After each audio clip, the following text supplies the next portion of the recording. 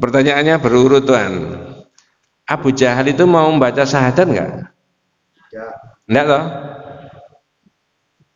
Karena Abu Jahal ngerti maknanya. Loh, aku nek la ilaha illallah kan ndak oleh nyembahiki harus Allah tok toh. Wah, iku aku sing kabotan ndak mau. Nah, pertanyaan berikutnya ini loh yang rada gak enak tapi benar menurut saya. Kalau tapi jangan diramaikan ya Pak ya. Artinya jangan dibuat isu gitu maksudnya. Kalau orang sekarang sudah syahadat la ilaha illallah tapi masih syirik, podo enggak sama Abu Jahal? Halo? Nah, sampean pikir dhisik Pak, jangan jawab tok. Saya ulangi, yang pertama tadi, Abu Jahal tidak mau membaca apa? La ilaha. Mengerti apa? Karena ngerti konsekuensinya. Saya kan berarti nyembah Allah tok. Iya, itu yang saya nggak mau. Maka Abu Jahal konsekuen, muni la ilaha illallah aja nggak mau. Nah, pertanyaan yang kedua ini, kalau orang sekarang sudah syahadat, mau la ilaha illallah, naudzubillah min dzalik, tapi masih syirik, podo enggak sama Abu Jahal?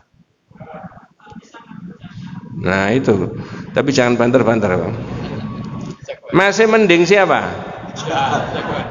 Masih mending? Iya, karuan.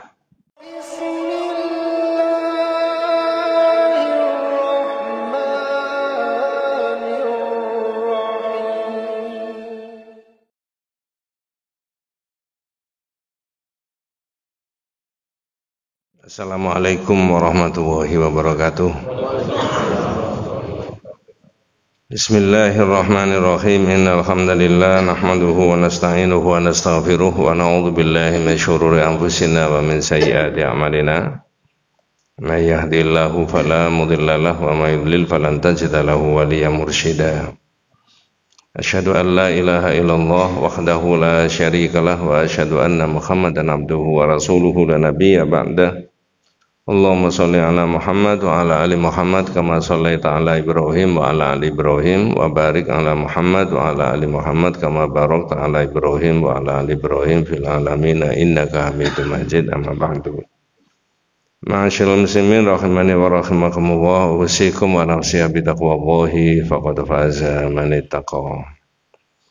Ibu-ibu, bapak-bapak, adik-adik para jamaah rahimakumullah. Memang kalimat tauhid itu, dua kalimat syahadat itu kalimat yang sangat jitu ya.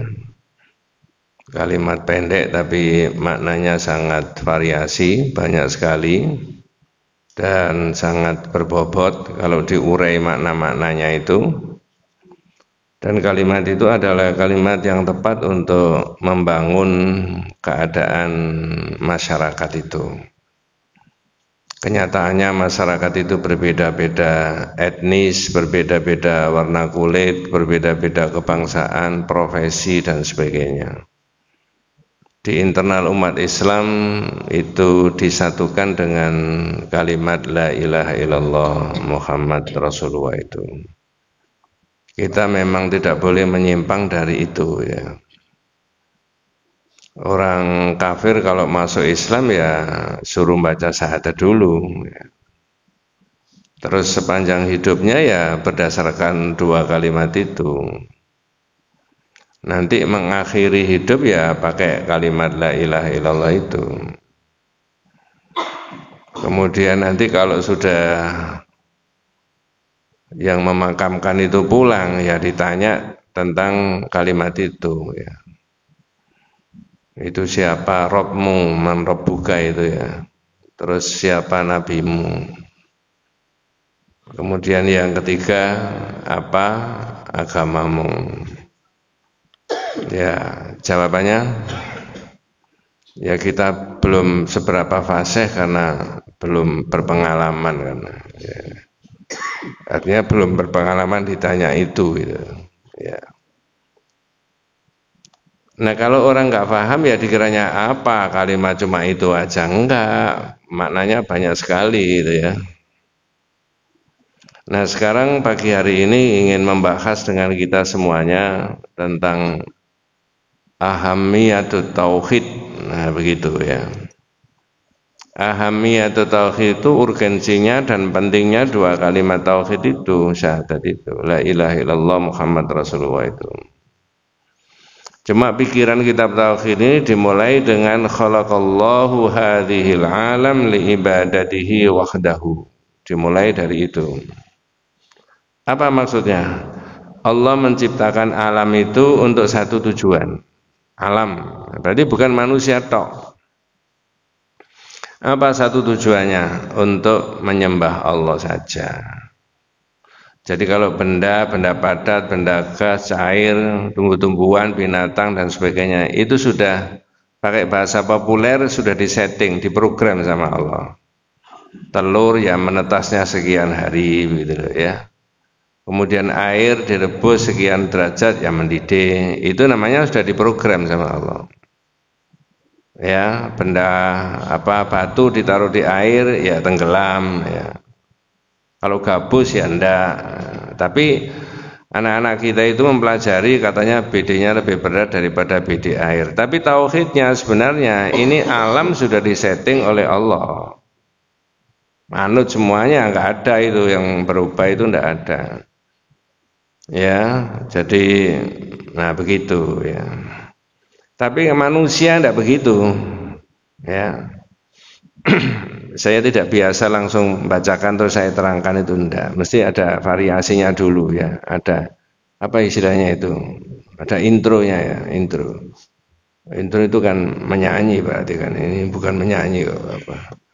Ya pokoknya harus ada pendahuluannya dulu gitu. Tapi kalau manusia tidak bisa begitu.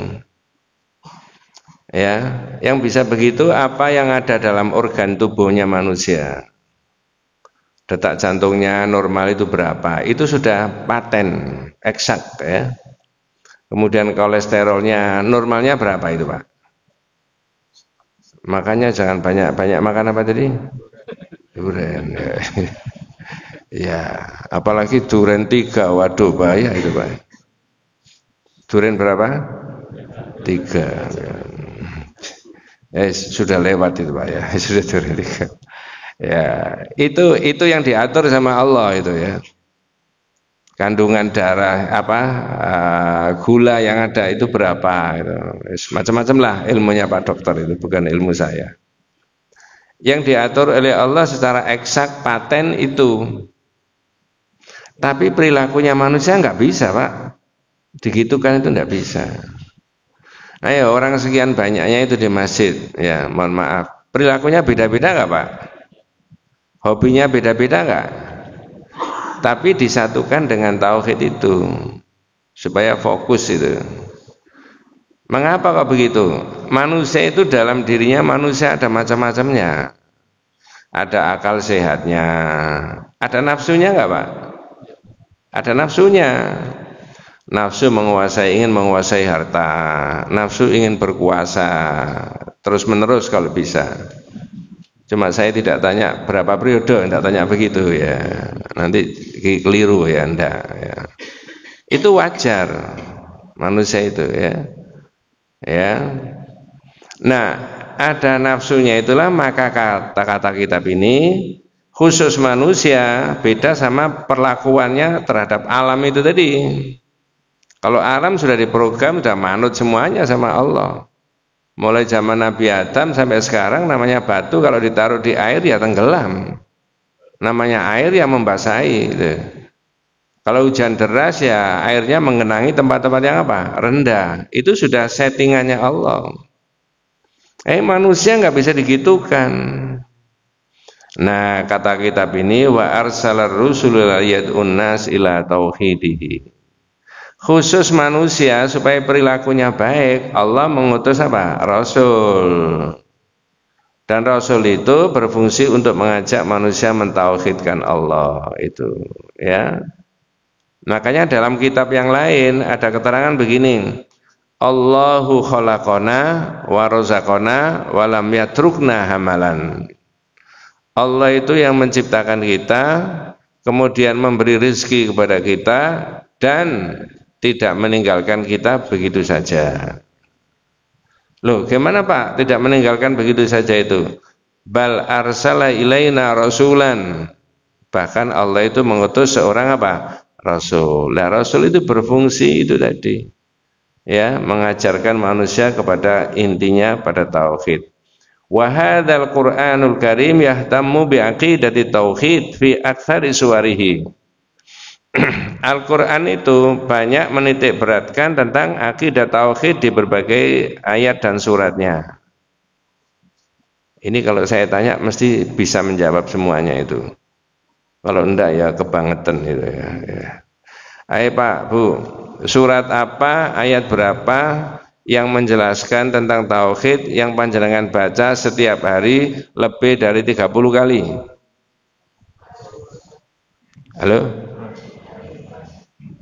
Loh. Saya ulangi. Ini hampir ngaji sudah ditanyakan tuh ya. Ya begini ini kalau pengajian nggak pakai ulangan itu ya. Surat apa, ayat apa yang panjenengan baca, saya baca setiap hari yang menyatakan itu adalah ayat tauhid, surat tauhid yang kita baca kalau umat Islam pasti lebih daripada 20-30 kali. Jawabannya Al-Fatihah. Kemudian di dalam Al-Fatihah itu yang mana? Iyyaka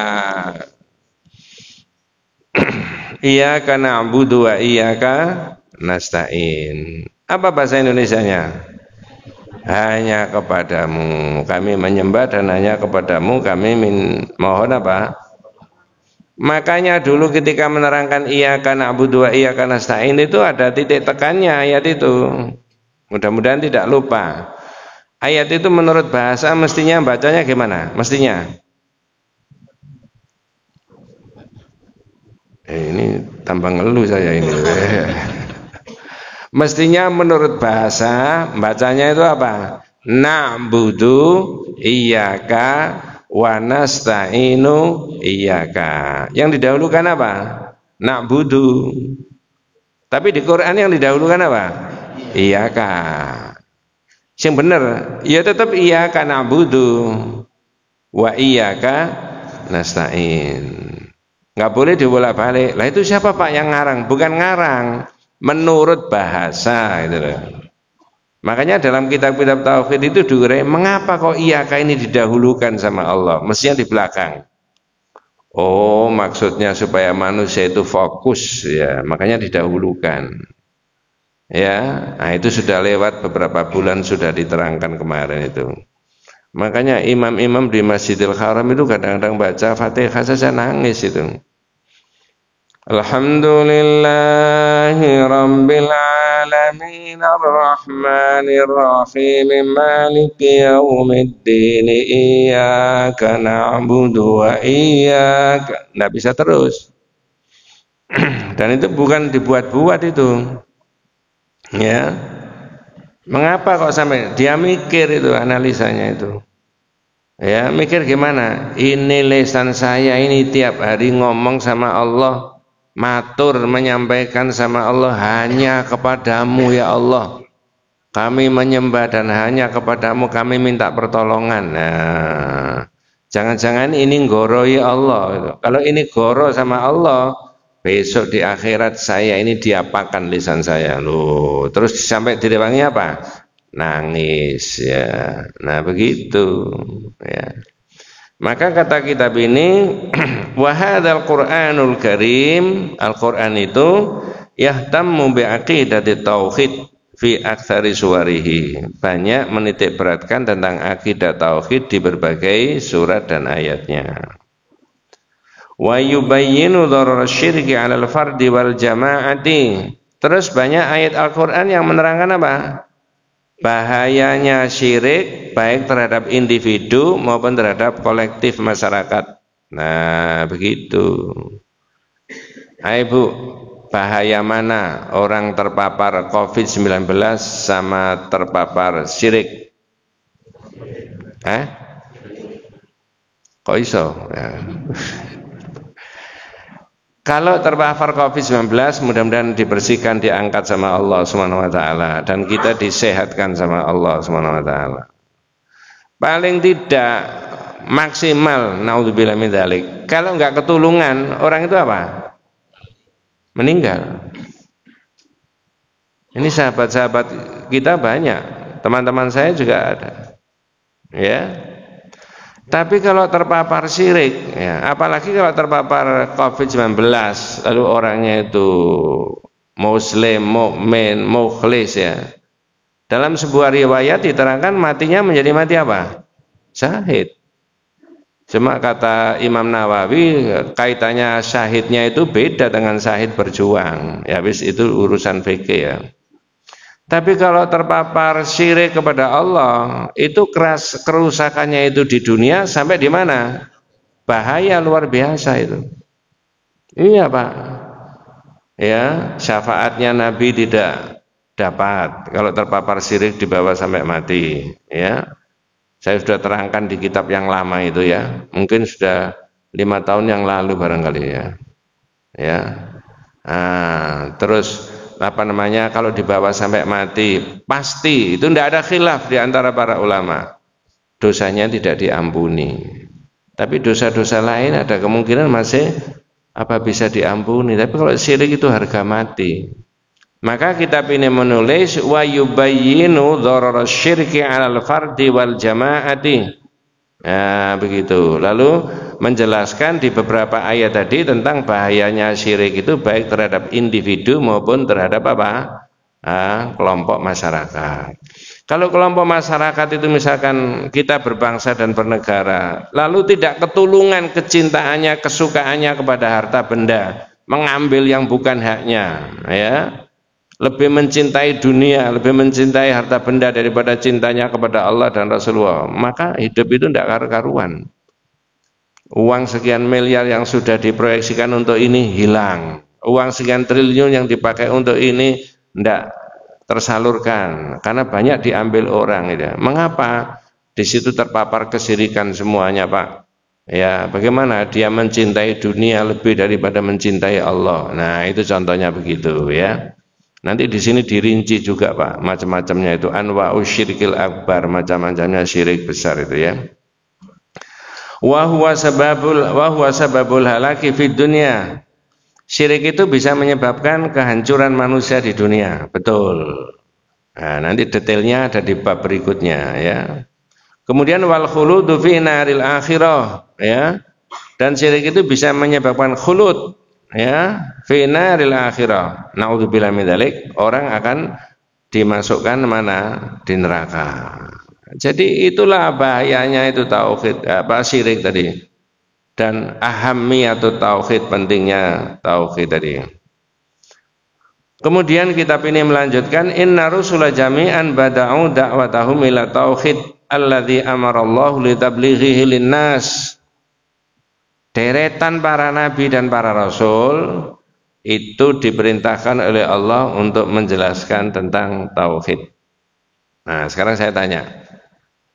Ini pertanyaan yang sudah 5 kali apa 4 kali gitu. Boleh diulangi Pak ya? Boleh.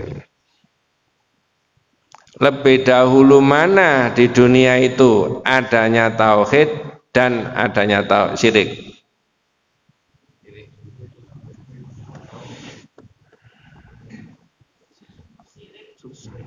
Ya terserah.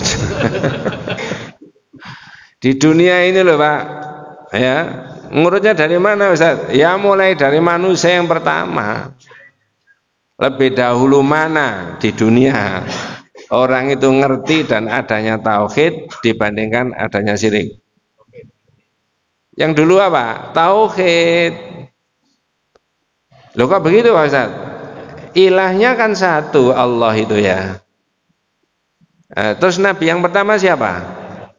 Berarti Nabi Adam itu sudah langsung diberitahu sama Allah, Adam, saya saja loh ya yang disembah, jangan yang lain-lain. Manut Nabi Adam, tidak ngerti syirik itu, pokoknya saya menyembah Allah. Ya tentu saja waktu itu dengan caranya yang Allah ajarkan kepada Nabi Adam. Dan seterusnya deretan para nabi dan para rasul itu semuanya bertauhid. Nah sekarang pertanyaan berikutnya. Nanti kalau pertanyaan yang pertama itu jangan dilupakan ya Pak, barangkali nanti saya tanya lagi ya. Lebih dahulu mana tadi? Tauhid sama syirik? Tauhid. Nah pertanyaan berikutnya, Kemudian zamannya eranya Nabi siapa timbulnya kesirikan itu? Nabi Nuh. Wah, gitu ya Pak. Nabi Nuh itu berdakwah menjelaskan mengenai tauhid itu sampai berapa tahun itu menurut Quran? Alaf sana illa khamsina aman. 1000 tahun kurang 50. Berarti berapa itu? 950. Waduh, 950 tahun itu. Nah, sekarang umatnya Nabi Muhammad itu umurnya pendek-pendek Pak ya? Antara berapa sama berapa? 60 sampai ini ada yang 70 Pak. 70. Mudah-mudahan Allah memberikan barokah panjenengan umur yang panjang sama Allah. Ya. Jangan wah kalau begitu berapa tadi umurnya rata-rata umurnya manusia umatnya Nabi Muhammad 60 sampai berarti maksimal Pak sudah jangan begitu ya. Mudah-mudahan Allah memberikan umur yang panjang dan barokah buat kita semuanya. Pertanyaan berikutnya tadi belum tuntas. Terus perilaku apa yang bisa menyebabkan cikal bakalnya kesirikan itu? Eranya Nabi Nuh tadi. Nabi Muhammad itu terakhir Pak, ya, untuk meneguhkan kembali, mengajak kembali, mentauhidkan Allah seperti pada era zamannya nabi-nabi yang pertama. Nah, cikal bakalnya ya mulai Nabi Nuh tadi timbulnya kesirikan. Yang saya tanyakan tadi belum dijawab. Perilaku apa yang bisa dianggap menyebabkan pertama kali timbulnya kesirikan? Jawabannya gampang Pak jawabannya. Ya. Mudah-mudahan tidak salah paham, saya tidak menerangkan itu. Mengagung-agungkan orang yang dianggap soleh. Ya, ketika mereka sudah apa? Meninggal. Gimana caranya diagungkan? Satu, dibuat patung-patungnya, dibesar-besarkan. Ini bukan karangan saya, coba lihat di tafsir-tafsir semuanya. Ya. Lalu kuburannya dibesar-besarkan. Inilah kemudian ada penyimpangan akidah itu di situ. Maka Departemen Agama Republik Indonesia menerjemahkan dan menguraikan Wat, Suwa, Yahud, Ya'uq, Nasr. Ini semuanya orang soleh Bu, zamannya Nabi Nuh. Kata Departemen Agama, Wat, Suwa, Yahud, Ya'uq, Nasr adalah berhala-berhala terbesar pada zamannya kaum Nabi Nuh yang semula nama orang soleh. Berarti nama seorang soleh bisa berubah menjadi Berarti nama orang soleh bisa berubah menjadi nama berhala. Coba lihat Departemen Agama. Tafsir itu yang ditulis Departemen Agama itu, Quran terjemahan Departemen Agama itu mengambil dari pendapatnya Ibnu Abbas. Semua tafsir besar-besar itu nulis itu semuanya. Hadhihi asma'u rijalin sholihin min qaumin Nuh. Ini semuanya adalah nama orang-orang soleh pada zamannya kaum Nabi Nuh. Falamma halaku auha syaitanu ila qaumihim. Ketika mereka meninggal, setan membisik-bisikkan terhadap orang yang mereka tinggalkan. Wat, Suwat, Yahus itu nama orang soleh, tapi mereka meninggal, setan membisik-bisikkan. Apa bisik-bisikannya setan? Anin sabu ila majalisihimul lati kanu yajlisuna fiha ansaban. Buat patung-patungnya, ini bukan orang sembarangan, ini orang soleh. Kata pada zamannya Nabi Nuh. Ya, fafa'alu walam tubat, lalu dikerjakan. Nah, karena ini dianggap orang tokoh, orang agama, ya, berperilaku yang soleh, dibuat patungnya, dibesar-besarkan kuburnya. Walam tubat, saat itu enggak disembah. Terus kok lama-lama bisa disembah? Ada dua faktor. Kata ini Ibnu Abbas yang bilang Pak. Tafsir Ibnu Abbas itu yang dinukil oleh para mufassir semuanya itu, para ahli tafsir. Departemen Agama mengambil dari situ. Faktor apa? Dua tadi. Ya, satu, hatta idza halaka ulaika, ketika yang mematung-matungkan, membesar-besarkan itu sudah banyak yang meninggal. tolal amad, jarak waktunya sudah cukup lama, bisa ribuan tahun antara Wad, Suwa, Yaghut, Ya'uq, Nasr ini orang soleh meninggal sampai ribuan tahun berikutnya. Ini faktor yang pertama. Yang kedua, wanusial ilmu agama banyak dilupakan orang. Lama-lama bisa ubidat, disembah. Maka tadi penjelasannya sederhana. Wad, Suwa, Yaghut, Ya'uq, Nasr adalah nama-nama berhala terbesar pada zamannya kaum Nabi Nuh yang semula nama orang soleh. Jadi di dunia itu lebih dahulu ada apa? Tauhid. Lalu syirik itu apa? Berikutnya. Lalu tugasnya Nabi setelah Nabi Nuh itu apa? Memberantas semua perbuatan apa? Syirik. Sekarang saya tanya, 2023 masih cocok nggak mendakwahkan tauhid itu dan memberantas kesyirikan? Kalau sampean bilang nggak cocok, bulan Februari nggak teko aku. Itu Pak, nggak boleh orang saya bilang, naudzubillah, bukan karena saya yang mengajar mewakili panjenengan, enggak. Maka di sini judulnya Ahammiyatut Tauhid, urgensinya dan pentingnya orang bertauhid itu. Nah, cuma kata kitab tauhid yang lain tidak banyak orang yang menyuarakan tauhid di masyarakat itu. Ya, yang banyak itu sholat, ini zakat, infak dan sebagainya. Ya. Inna rusula jami'an bada'u da'watahum ila tauhid alladzi amarallahu litablighihi linnas. Mudah-mudahan besok putra-putrinya panjenengan, cucu cicitnya panjenengan kita menangi atau tidak ada yang fasih membaca kitab-kitab begini nih Pak ya. Nah, begitu. Para rasul semuanya itu memulai dakwanya mereka kepada tauhid. Dan tauhid itu supaya diajarkan kepada manusia. Nah, tadi sudah saya sebutkan tadi. Yang ada dulu itu tauhid. Jadi dakwanya Nabi itu mengembalikan pada era nabi-nabi yang pertama itu, ya. Di dalam surat Al-Anbiya diterangkan wa ma arsalna min qablika mir rasulin illa nuhi ilaihi annahu la ilaha illa ana fa'budun. Surat Al-Anbiya ayat 25. Dan kami Allah tidak mengutus ya sebelum kamu Muhammad beberapa utusan kecuali kami wahyukan kepada mereka supaya mereka mengatakan sesungguhnya tidak ada ilah yang berhak disembah kecuali Allah. La ilaha illa ana, kecuali aku kata Allah, fa'budun. Jadi saya langsung nabi yang terakhir, nabinya panjenengan. Pertanyaannya begini, apakah Nabi Muhammad itu mengajarkan A, Allah itu ada, ataukah B, jadikan Allah satu-satunya? Apa B?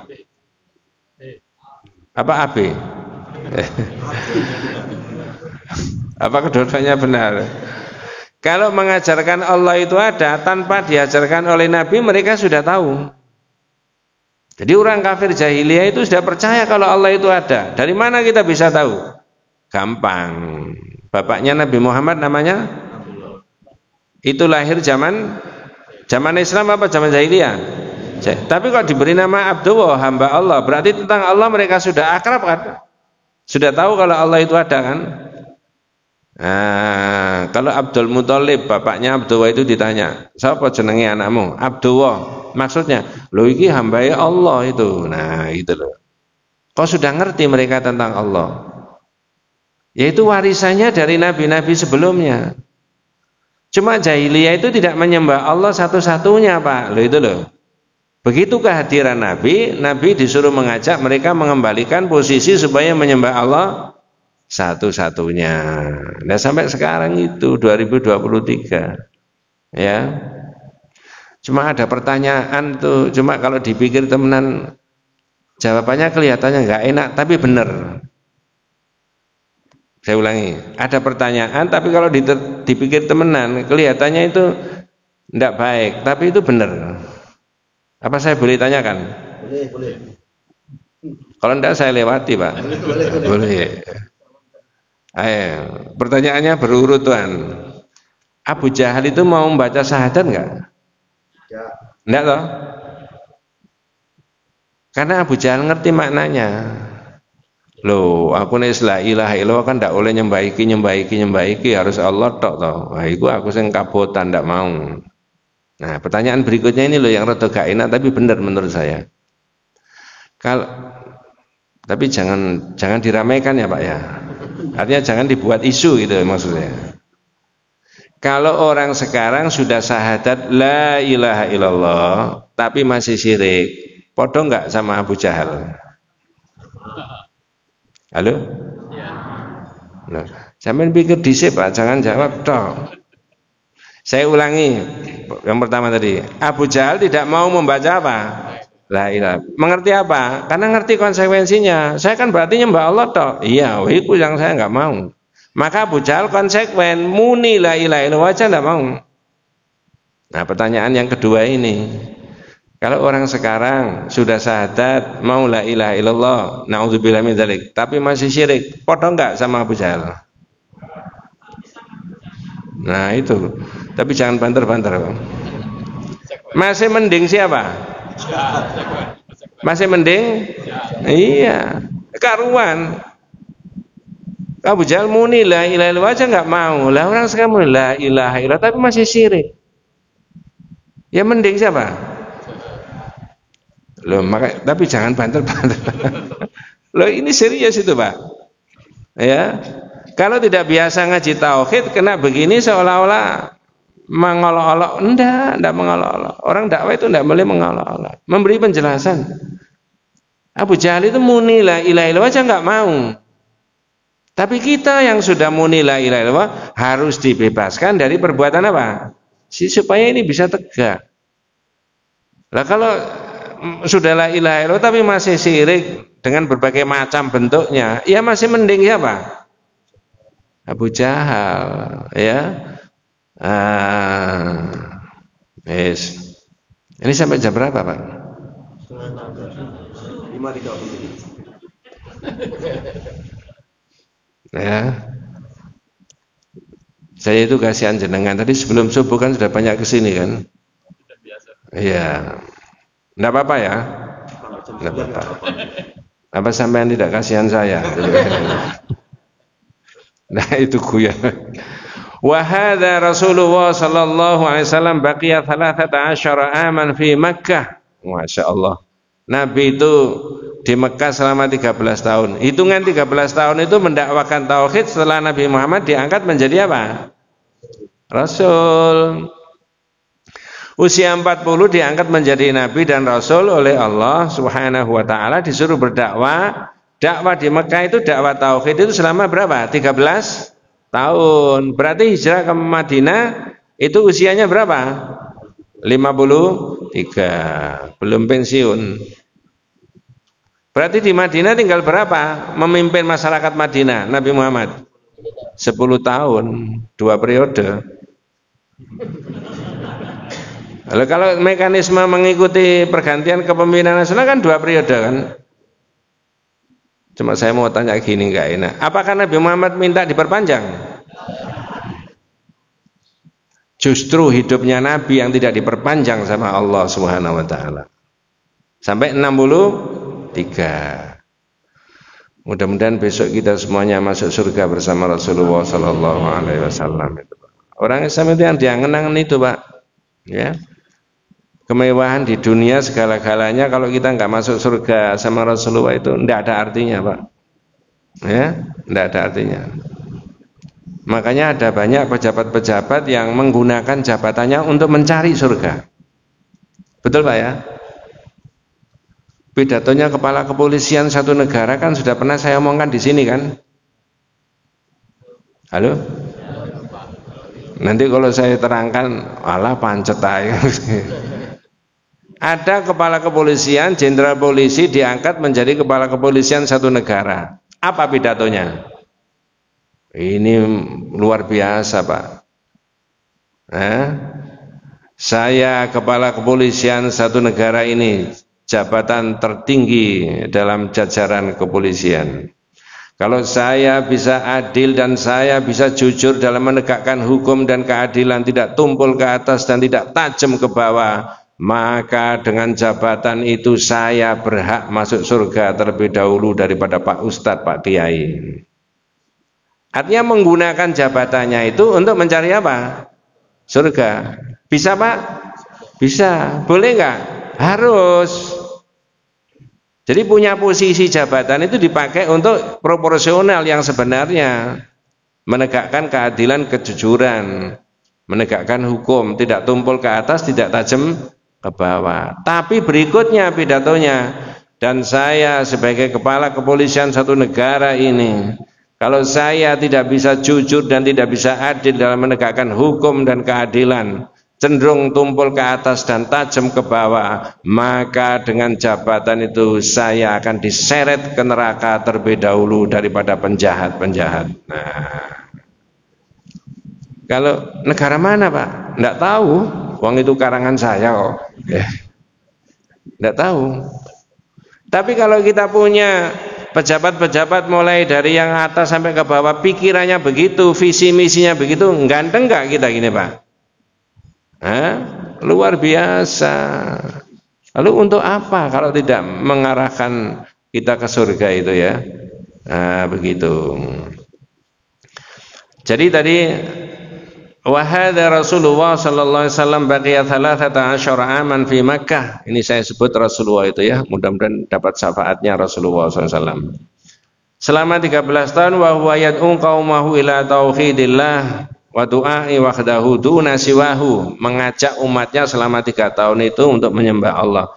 Wa kana fi ma anzalallahu ta'ala qul innama ad'u rabbi wa la usyriku bi ahada. Nabi Muhammad disuruh mengatakan, aku hanya memohon kepada Allah dan aku tidak boleh syirik. Lah kalau Nabi Muhammad saja itu oleh Allah didoktrin begitu, diajari begitu, maka sampai pada umatnya juga begitu. Berikutnya, kita mengajarkan tauhid ini kepada anak-anak cucu kita, adik-adik kita. Mulai usia berapa? Mestinya nanti aja Pak kalau sudah tamat SMA itu. Ya, terlambat nggak Pak? Terlambat. Terus tamat apa? SD? Terlambat nggak? Biarin aja, nggak apa-apa, belum tamat SD. Nanti kalau tamat SD aja diajari tauhid. Berarti mulai kapan itu Bu? Ya, kalau kita mau jujur ya, mohon maaf ini bukan porno. Hubungan suami istri itu ada doanya nggak? Gimana doanya?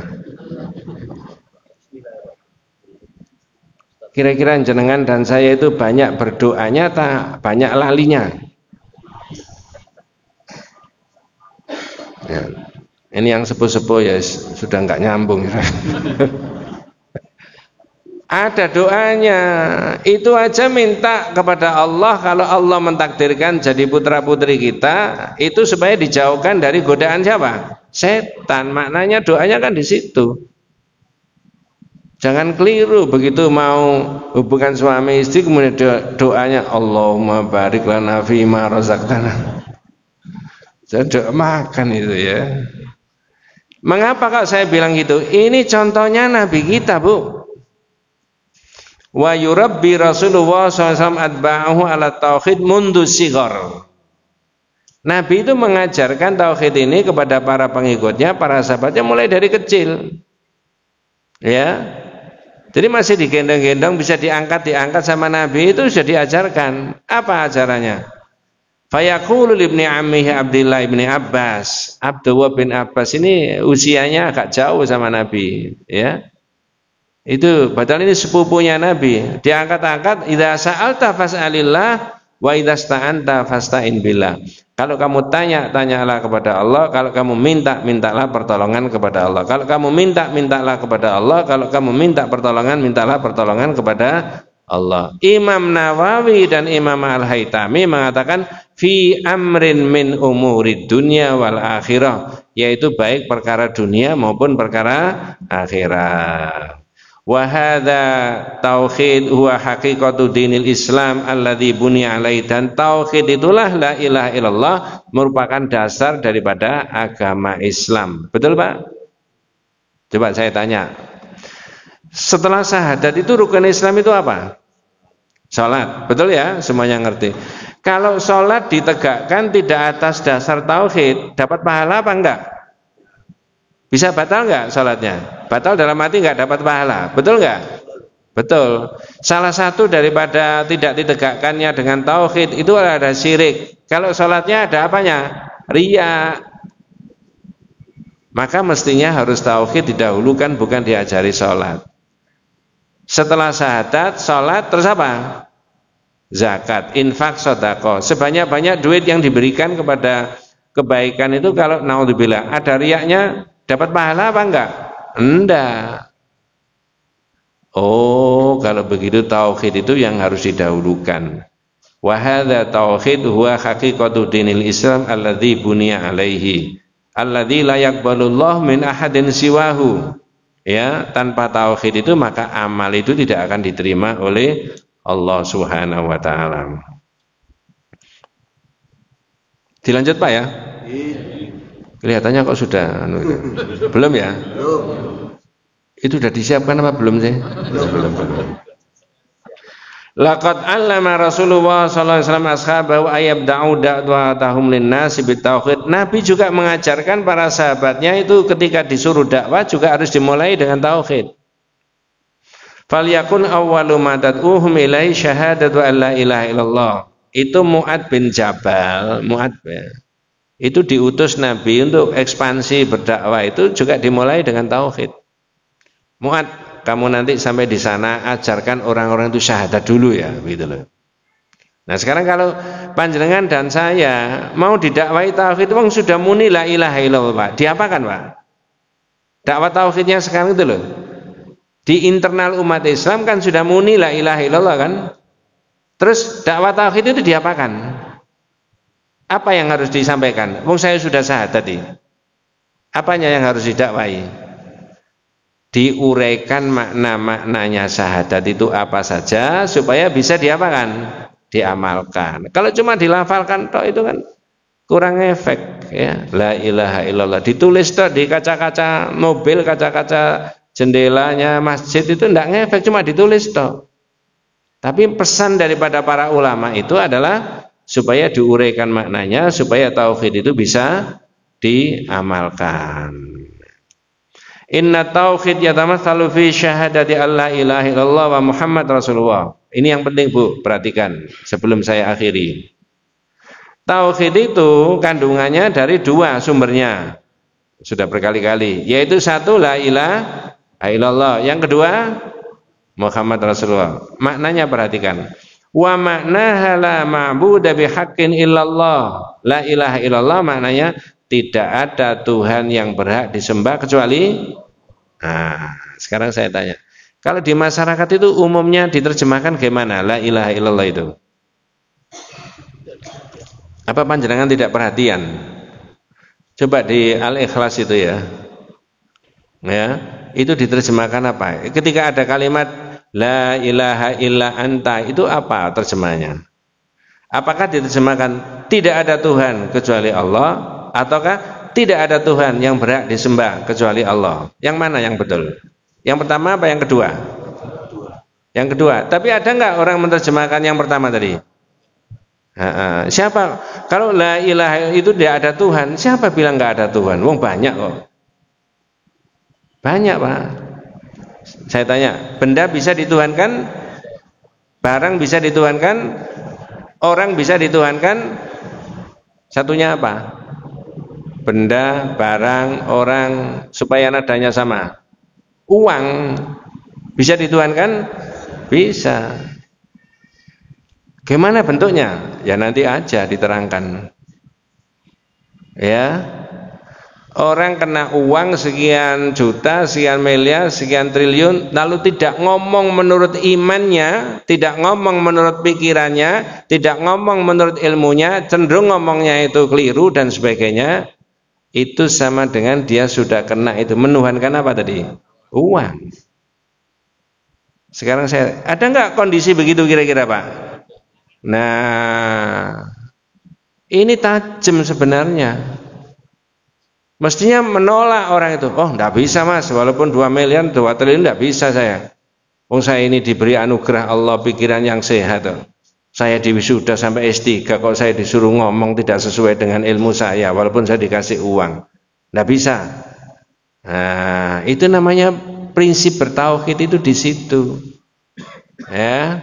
Nah, itu namanya saya katakan tadi la ma'budu bihaqqin illallah. Nah, yang kedua ini yang penting. Nah, ini 3 menit lagi. Wala ibadata illa ma jaa bihi Rasulullah SAW. Dan tidak boleh orang melakukan ibadah kecuali apa yang diajarkan oleh Nabi. Tadi salat subuh berapa rakaat? Paling gampang 2 rakaat. Mengapa begitu? Ajarannya Nabi begitu, Pak. Yang sudah tindak haji, ya, lempar jumroh, itu berapa kerikil? 7. Mengapa begitu? Ya itu yang diajarkan. Loh saya ngambil 10 ya. Enggak boleh sama ngambil 10, 7 kok 10. Kalau ngambil 10 boleh enggak, Pak? Boleh. Yang dilemparkan berapa? Langsung jadi 1 digegem gini apa 1-1? Kalau hakikatnya melempar digegem jadi 1 dilemparkan bisa enggak? Halo? Kalau hakikatnya hanya melempar jumroh digegem aja ke 7-7-nya lalu dilemparkan jadi 1 bisa enggak? Tapi mengapa kok 1-1? Itu yang diajarkan. Dari situ maka yang kecil-kecil nanti ada sedikit perbedaan di masyarakat. Dan kalau ada beda saya terangkan beda. Nanti ada berikutnya itu begitu. Yang paling menyolok di masyarakat, ya, mohon maaf saya tidak bermaksud mengolok-olok, tapi menerangkan aja. Tak tanya panjenengan. Sholawat yang diajarkan oleh Nabi itu gimana? Lafalnya. Allahumma sholli ala Muhammad wa ala ali Muhammad kama sholaita ala Ibrahim wa ala ali Ibrahim. Kalau itu yang diajarkan oleh Nabi, semestinya umat Islam itu membaca yang mana? Yang diajarkan apa yang tidak diajarkan? Sama dengan sholat. Kalau sholat itu yang diajarkan subuh itu 2 rakaat, mestinya umat Islam itu sholatnya subuh berapa? 2 rakaat. Boleh enggak 3 rakaat? Nah, karena itu tidak diajarkan. Lalu yang tidak diajarkan oleh Nabi, tidak menurut hadis tapi lebih populer di masyarakat itu, mohon maaf, salawat badar, salawat in'am, salawat fatih, salawat nariyah, salawat munjiyah, salawat tibil kulub dan seterusnya. Tanya siapa saja, pernah enggak Nabi mengajarkan begitu? Hadis nomor berapa? Pasti tidak pernah. Tapi saya selalu menganjurkan, karena kita sudah syahadat tentang Rasulullah, dan maknanya syahadat tentang Rasulullah itu adalah la ibadata illa ma jaa bihi Rasulullah. Tidak ada model ibadah kecuali yang diajarkan oleh Nabi, maka baca menurut yang diajarkan oleh Nabi. Jangan mengolok-olok orang lain. Tapi nyatanya ada di masyarakat begitu. Ya. Nah, begitu. Nanti ketemu itu. Coba tak pancing panjenengan, bisa meneruskan apa enggak? Halo? Allahumma sholli ala sayyidina Muhammadin. Nah, iso kan berarti. Selawat apa itu? Kalau Nadia begini, Allahumma sholli salatan kamilatan wa salim salaman taman ala sayyidina Muhammadin illadhi. Terus ya? Sudah sepuh-sepuh enggak hafal Pak. Saya hafal. Tapi saya pakai contoh, inilah Pak contohnya yang menurut hadis dan ini yang tidak. Lah kalau menurut pikirannya tauhid tadi, makna wa asyhadu anna Muhammad Rasulullah itu la ibadata illa ma jaa bihi Rasulullah. Tidak ada model ibadah kecuali yang diajarkan oleh Nabi, baik gerakan, lafal maupun apa saja. Nah itu mestinya, karena kita sudah syahadat tentang Rasul itu. Nanti detailnya di bab-bab berikutnya itu dibahas. Mudah-mudahan kita semuanya diberi umur panjang yang barokah oleh Allah Subhanahu wa taala, diberi hidayah oleh Allah Subhanahu wa taala. Hadanallahu wa iyyakum ajmain. Kita tutup dengan doa kafaratul majlis. Subhanakallahumma wa bihamdika asyhadu an la ilaha illa anta astaghfiruka wa atubu ilaik. Assalamualaikum warahmatullahi wabarakatuh.